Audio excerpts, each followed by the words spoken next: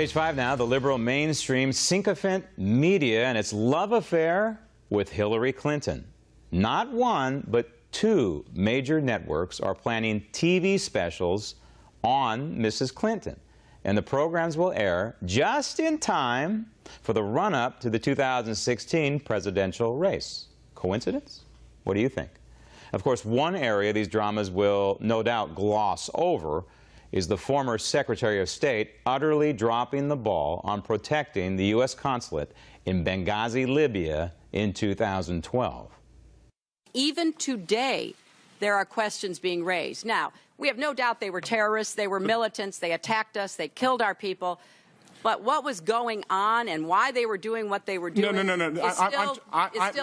Again, we were misled that there were supposedly protests and then something sprang out of that, an assault sprang out of that.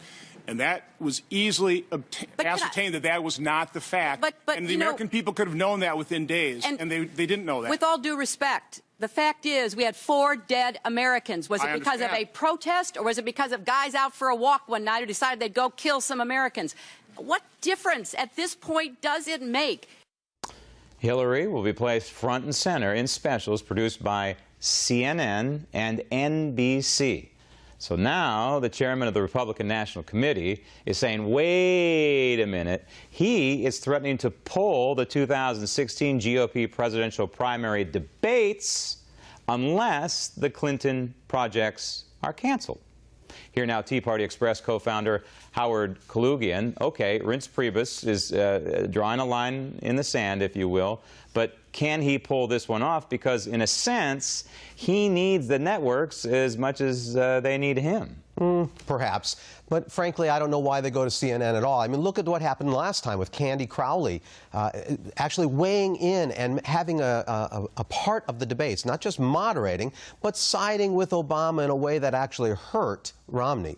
I frankly don't understand why they go into areas that they know are biased against them and pretend as if it's some kind of balanced network. In other words, why go into the lion's den on something like this? Exactly right. I mean, they're so busy inside the Beltway trying to get along with everybody, they don't realize that the other side is really actually trying to beat them.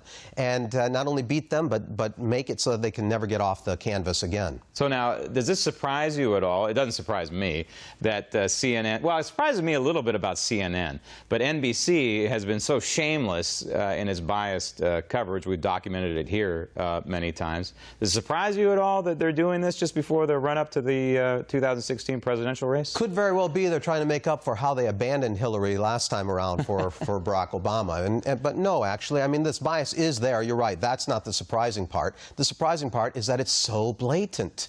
After all, look at what CBS tried to do with the Reagan miniseries, and we got that stopped, of course, but frankly, they're just biased, and it's coming through, and they don't care anymore if other people know it or not. The problem with the Republicans going to CNN is, frankly, CNN doesn't have an audience. Nobody's actually watching CNN. So why go where there are no people? You know, we should have events and let them cover it. And frankly, I think that if they went to Fox, or if they went here to One America News, or places where there are people, then they'd get a better response. Or as an alternative, possibly go to a neutral location, maybe university or something like that, and then say, hey, come on and shoot this thing. We'll do a pool camera, and you can take the feed or not. I like that a great deal. And frankly, the Tea Party would be able to host that, and they'd be able to have a lot of people that ask very good questions and do it in a way that allows the candidates to reveal what they believe, their policy position, rather than being always guarded against the gotcha question and the setup question, where the CNN moderator or the NBC moderator is somebody who's pretty much working full-time for the other side's campaign. Right. Now, speaking of the Tea Party, there's a move afoot originating in the Senate, I believe, that I think the Tea Party supports, and that is to defund Obamacare. Senator Ted Cruz is one of the folks behind it. The interesting thing is I've seen only about a dozen Republican senators fall behind this plan, and I'm not seeing a lot of support necessarily in the House. What's the problem here? Why not do this? This is different than what Boehner's been doing, which is voting to kill the Obamacare. This defunds it. It doesn't kill it. It defunds it. What's wrong with doing that? Nothing at all. Mike Lee, Ted Cruz, the Tea Party guys are behind it because they actually stand for something. They went there to make a difference. They didn't go there just to occupy a seat. The problem is the establishment wing of the party, they like playing king of the hill against the conservatives, not necessarily against the liberals. They appease the other side. They say, well, they've passed it. It's the law of the land. It has to stand. No, it doesn't. Appeasement doesn't work with the socialists from the Soviet Union or the socialists in America. It never works. You have to actually oppose your opponent in order to defeat your opponent. And this is bad for America. It's bad for America's workers. It's bad for America's health care system. It should be opposed. It should be defeated. It would be right. It would be the right thing to do, and we have the opportunity. They just need to actually get a backbone. Appeasement didn't work, by the way. Just a historical note with Adolf Hitler and Neville Chamberlain either. Excellent. Not comparing these guys to Hitler, but it doesn't work. Well, the comparison is good in that Neville Chamberlain thought that the word of the other guy meant something. Right. He held up that piece of paper and he said, I have in my hand the signature of Adolf Hitler, you know, the Chancellor of Germany, and he thought it meant something. It doesn't mean a thing. Okay, the bottom line here is, though, that the Republicans, many of them, are afraid to draw the line in the sand and stand behind it and shut down the government if they attach this defunding rider to a continuing resolution.